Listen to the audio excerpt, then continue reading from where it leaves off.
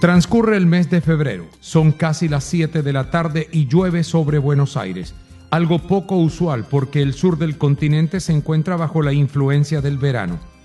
Pero hoy por hoy en Argentina puede pasar de todo, no solo con el estado del tiempo, sino por el estado de la política, los precios, el dólar, los combustibles y hasta con la reventa de las boletas para ver a los alicaídos equipos de River Plate y Boca Juniors.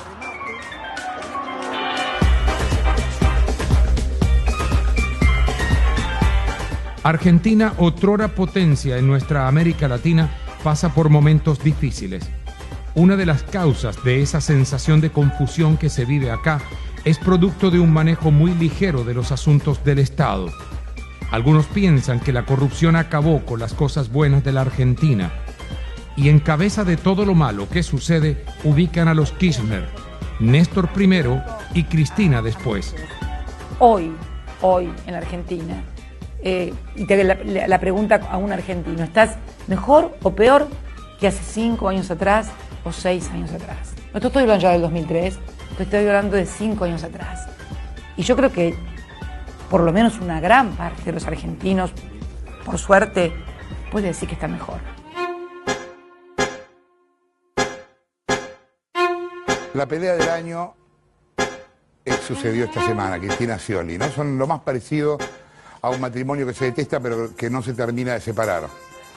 No se hablan, piensan distinto, uno cree que el otro despilfarra la guita y los dos están esperando que sea el otro el que se arraje.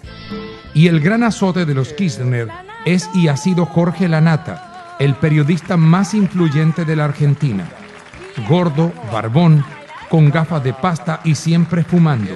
Incluso cuando sale al aire en su programa de los domingos, Periodismo para Todos, el de mayor audiencia en la Argentina, por encima inclusive de las transmisiones de fútbol profesional. Ya lo vamos a ver, el sifonazo para mí lo revitalizó. ¡Atención! ¡Habla la nata! ¡Atención! Todo suyo, maestro. Bueno, qué bueno entrar así todos los domingos, estaría buenísimo. ¿Qué tal? ¿Cómo andan? La nata, que sufre de diabetes e insuficiencia renal, deberá ser trasplantado pronto porque su salud corre peligro, pero aún así sigue fumando. Incluso dispara una frase contundente cuando le piden que deje el cigarrillo. ¿Saben qué? Miren, al gobierno nacional, provincial y al municipal. Yo voy a dejar de fumar el día que ustedes dejen de robar. Porque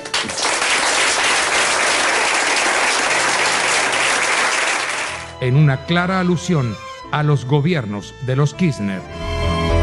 Compraste una casa. ¿Qué pasó que antes del 2003?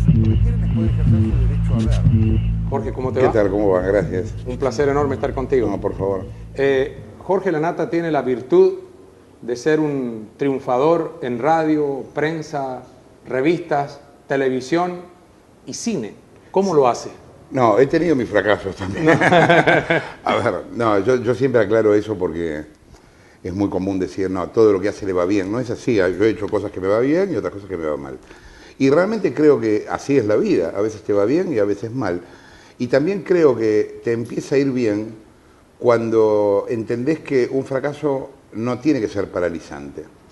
Cuando a vos te va mal en algo y te levantás y empezás de vuelta, ahí empezás a tener éxito. Cuando uno comienza a escudriñar en la vida de Jorge Lanata, comenzó como muchos jóvenes en el periodismo, un periódico en una escuela, pero luego vino Página 12. Sí. Página 12 te marca, te identifica, ¿es el trampolín de tu carrera profesional? Sí, claro, sí, lo fue por muchos motivos. Primero porque fue como mi primer producto de autor, digamos, es como que la dirección estaba muy presente en cómo fue el periódico. Después porque nos hicimos muy conocidos en el exterior. En su momento Time nos dedicó la página de medios, o los diarios europeos nos dedicaban notas muy grandes y nosotros recién empezábamos, éramos chicos. También lo pudimos hacer por eso, ¿no? Porque teníamos como la insolencia del chico que patea la puerta, ¿no? Y eso por un lado te da una visión ingenua, que es bueno tenerla, como de decir, voy a hacer un diario como si nunca antes hubiera habido un diario. Y eso también te lleva a ser original en algunas cosas, a probar estando en la calle, que es un lujo que nos pudimos dar. Y Página marcó en Argentina como un estilo que después muchos diarios copiaron y demás. ¿Sí? ¿La radio qué ha significado para Jorge Lanata? Mira, la radio es como mi casa, porque yo empecé a trabajar en radio a los 14 años. O sea, muy, muy chiquito. Yo iba al colegio y trabajaba en la radio. O sea que, nada, yo estoy muy cómodo en la radio. Yo siempre digo que la radio tiene que ver con el alma y la televisión tiene que ver con la electricidad. La televisión tiene que ver con el poder. Es como, no hay nada más popular. Vos tenés ahí 4 millones de personas que te están mirando, de todas las clases sociales, de todas las edades. Es eléctrica la televisión, pero la radio es más íntima. Sí. Ahora, en esta pregunta me quiero detener un poquito. En la televisión, que es tal vez un medio muy complejo, usted ha hecho cosas fantásticas mezclando el humor, Sí. la sátira Sí. y la información. O sea, jugar con esas variables no es fácil, porque uno puede caer en el facilismo, Sí. en el oportunismo. ¿Cómo hacer para que el asunto funcione? En realidad, lo del uso del sentido del humor empezó en Página, en realidad un poco antes, en una revista que yo manejaba que se llamaba El Porteño. A ver, yo creo que el sentido del humor es parte de la inteligencia, es parte de la inteligencia crítica, y seguro es políticamente muy incorrecto. Esto no es un invento nuestro, para nada, los griegos lo usaban hace 2000 años, la sátira es un invento de la civilización occidental. El poder muchas veces se toma demasiado en serio a sí mismo. Y les duele más que te rías de ellos que los critiques. Sí. Acá ha habido presidentes que nosotros podíamos decir cualquier barbaridad, que había robado tal cosa, tal otra, no les importaba. Ahora, si nos reíamos de ellos, se querían morir. Menem fue un caso, por ejemplo. Las mejores críticas que nosotros hicimos a Menem tuvieron que ver con el sentido del humor. Un día Menem, por ejemplo, dijo que éramos periodistas amarillos. ¿Sabés qué hicimos? Compramos papel a la guía de teléfonos y hicimos un diario con papel amarillo. Sí. Y lo llamamos Amarillo 12. Y fue tan popular la reacción que Menem tuvo que salir a decir, los felicito por esto, que fue muy ocurrente. Y se debe haber querido morir por decir eso. Para él era una crítica mucho peor, ¿me entendés? O sea, reírnos de lo que el tipo decía. Lo que pasa es que eso también es una parte de la comunicación. Nosotros hacíamos eso y a la vez podíamos tirar a un ministro dando buena información. Sí. Entonces combinábamos las dos cosas. Yo digo, usar el sentido del humor, no transformarse tampoco en el borracho de la fiesta. O sea, no reírse de cualquier cosa. Hay que tener mucho cuidado. Es que es una cosa que tenés que tener equilibrio. Y en la televisión, el sentido del humor es increíblemente popular. A eso Nosotros quiero llegar. hemos logrado que, por ejemplo, nos vean los niños Sí, en el programa. Los sí, niños sí. de 12 Es que- años, 10 años. Es que el humor abre las puertas de todo el mundo. Claro, entonces, ¿por qué no usar una manera popular de presentarse para después dar un contenido serio? Yo creo, una cosa que va a quedar quizá con el tiempo de Página 12, es lo siguiente. Yo creo que Página demostró, Página, por ejemplo, hacía fotomontajes en la tapa y a la vez hacía investigaciones. Entonces, ¿cómo podían convivir un fotomontaje que en teoría te quita verosimilitud y una investigación? Porque la forma y el contenido pueden ir por lugares paralelos. Vos podés renovar la forma en la comunicación y ser serio en el contenido de todos modos. No es que la forma tiene que arrastrar al contenido. La forma puede ser novedosa, puede ser creativa, puede ser humana. Vos podés reírte con el lector, enojarlo, despertar en él reacciones humanas y a la vez ser riguroso en la información.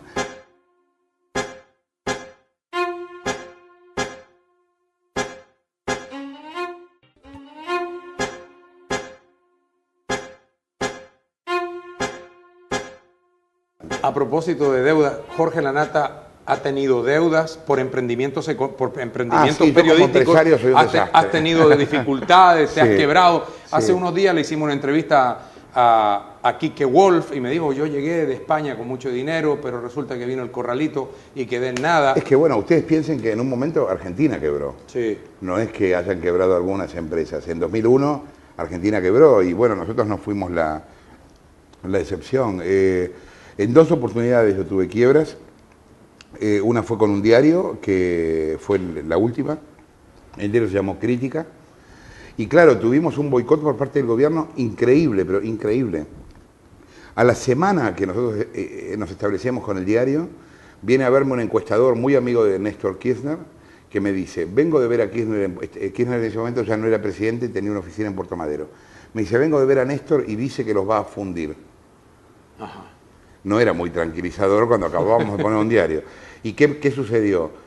Ellos hablaron, el gobierno habló personalmente con los avisadores para que nos levantaran las campañas publicitarias. Y entonces el diario duró 3 años, perdimos 6 millones de dólares. Y bueno, hubo que cerrar, no había manera de seguir con el gobierno en contra, boicoteándonos los avisos privados, no los avisos del gobierno, los avisos privados. Ha habido en estos años una conducta muy extorsiva del gobierno frente a los empresarios. De hecho, el año pasado el gobierno le prohibió a los supermercados que pusieran avisos en los diarios, por ejemplo. Y los supermercados obedecieron, por miedo a que le manden a la dirección impositiva o por lo que sea. Ellos han manejado de una manera muy discrecional el tema de las pautas publicitarias, las propias y las privadas también. O sea, en el caso de Clarín, donde tú trabajas, lo han prácticamente sometido a todo eso. Bueno, yo te digo, si vos ves día por día la pelea de lo que fue la pelea con el Grupo Clarín de los últimos 3 años, yo no vi nunca una pelea de un gobierno con un medio tan atroz. Nunca, nunca, absolutamente. Y ahora viene una ley de medios. Ahora vino una ley de medios. Lo que pasa es que, claro, hay que explicar el contexto. Clarín y el gobierno en un momento estaban asociados. ¿Eran amigos? Claro. Sí. Hoy, ¿Cuál fue el quiebre? El quiebre fue que Néstor quiso comprar Clarín. Hay un tema importante para entender de la corrupción en Argentina, de la corrupción kirchnerista en Argentina. En la época de Menem se daban, no sé cómo se dice en Colombia, coimas, ¿no? Ah, sí, sobornos. Sobornos, sí. Bueno. O sea, vos le dabas a una persona determinada cantidad de dinero. En la época de Kirchner eso no fue así, es distinto. El gobierno participa de las empresas. O sea, tú quieres un puente, yo te doy el puente. Ahora, el 10% del puente es mío. La comisión. Y todos los meses yo paso a cobrar el 10%. Ya. Entonces yo gobierno, formo parte de tu empresa, formo parte del directorio de tu empresa, decido contigo, ¿me entendés? Entonces, es un tipo de corrupción mucho más estructural, porque no es que es una vez, se mantiene en el tiempo.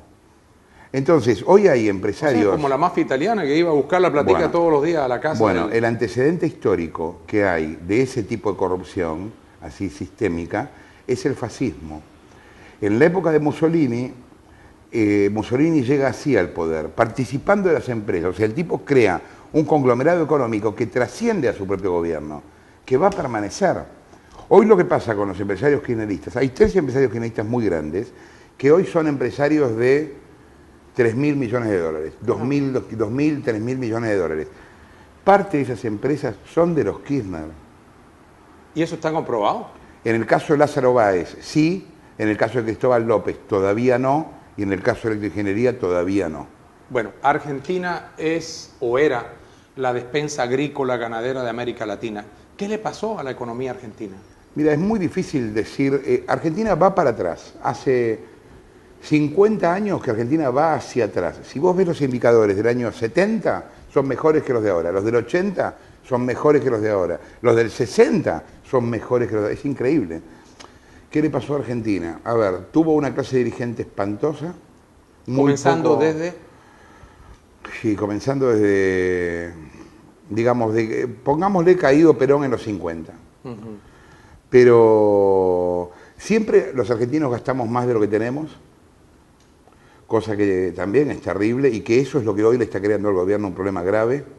Argentina hoy vive una situación económica completamente irreal. ¿Por qué? Porque el colectivo es muy barato, el tren es muy barato, la luz está subsidiada y todo eso para que no se note la inflación. Ahora, alguien tiene que poner el dinero. ¿Quién lo pone? El gobierno.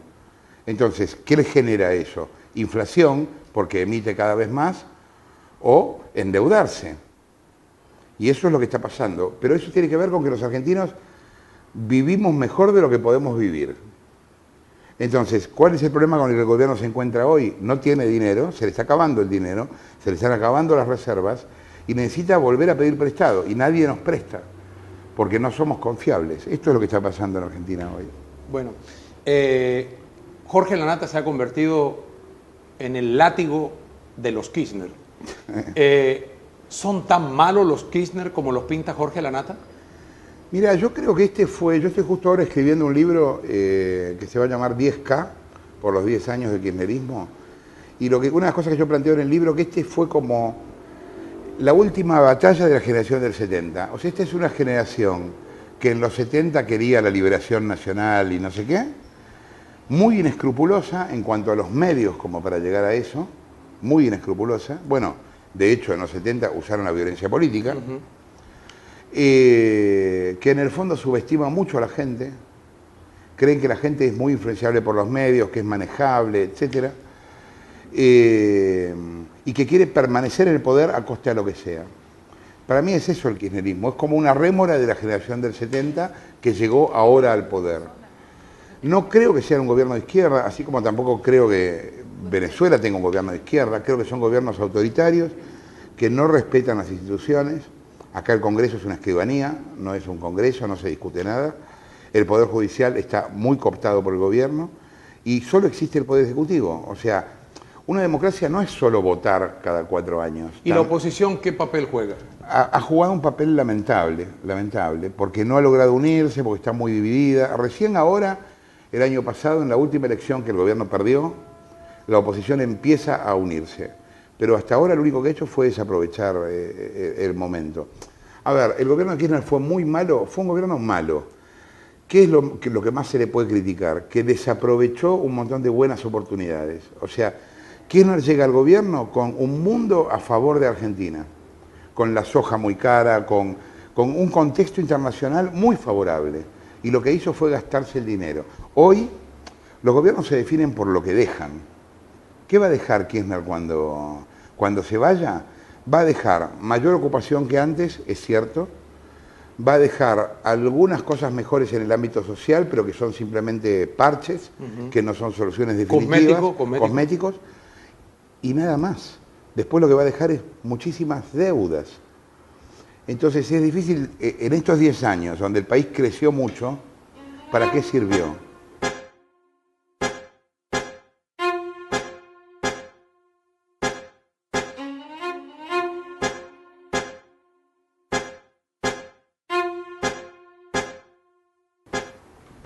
¿Los Kirchner son los peores gobernantes que ha tenido Argentina de los últimos 50 años? No, los peores gobernantes en Argentina han sido los militares.